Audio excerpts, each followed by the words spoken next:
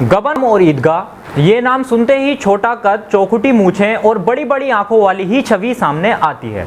वो छवि किसकी है, पहला लफ्ज़ सुनते ही आप समझ गए होंगे। यहाँ बात चल रही है मुंशी प्रेमचंद की।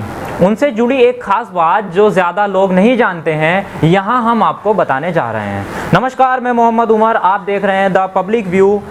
यूँ तो हर एक उनका चाहने वाला उन्हें मुंशी प्रेमचंद ही कहता है, लेकिन अगर उसको पता चले कि आज तक आप उनको किसी और के नाम से भी पुकारते आए हैं तो आपको थोड़ी हैरानी तो होगी ही।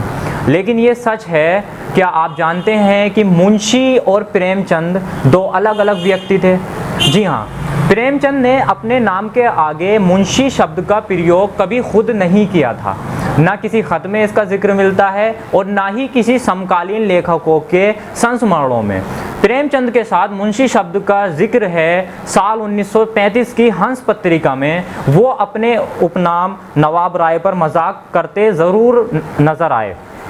दरअसल बाद में उन्होंने नवाब राय नाम छोड़ दिया था। उस संस्मरण में एक किस्सा था जब लेखक और उनके दोस्त सुदर्शन जी ने उनसे पूछा कि आपने नवाब राय नाम क्यों छोड़ दिया। तो प्रेमचंद ने कहा, नवाब वो होता है जिसके पास कोई मुल्क हो, कोई जागीर हो, हमारे पास मुल्क कहाँ। सुदर्शन बोले, बेमुल्क नवाब नहीं होते हैं क्या? तो प्रेमचंद जी ने मुस्कुराकर जवाब दिया, ये कहानी नाम हो जाए तो बुरा नहीं है, मगर अपने लिए यह घमंडपूर्ण है।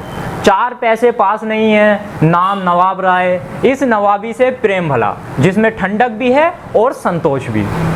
पर सवाल ये है कि जब प्रेमचंद जी ने अपने नाम के आगे कभी मुंशी नहीं लगाया तो उनका नाम मुंशी प्रेमचंद पड़ा कैसे? दरअसल इसकी वजह भी हंस पत्रिका ही है। हुआ यूं कि मुंशी शब्द असल में हंस पत्रिका के सह संपादक कन्हैयालाल मुंशी के साथ लगता था। क्योंकि संपादक दोनों थे, इसलिए संपादकों के नाम की जगह पर मुंशी शब्द लिखा जाता था। ये सिलसिला लंबा चला।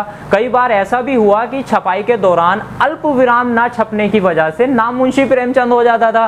लगातार ऐसा होता रहा, सालों साल ऐसा होता रहा। लगातार ऐसा होने के कारण इसे एक ही नाम समझ लिया गया, इसलिए प्रेमचंद जी जो हैं हमारे, वो मुंशी प्रेमचंद हो गए। प्रेमचंद को पढ़ा जाना ही उन्हें सच्ची श्रद्धांजलि होगी। अगर ये महान कथा शिल्पी ना होते तो शायद हम अपनी आत्मा से इतना ना जुड़ पाते।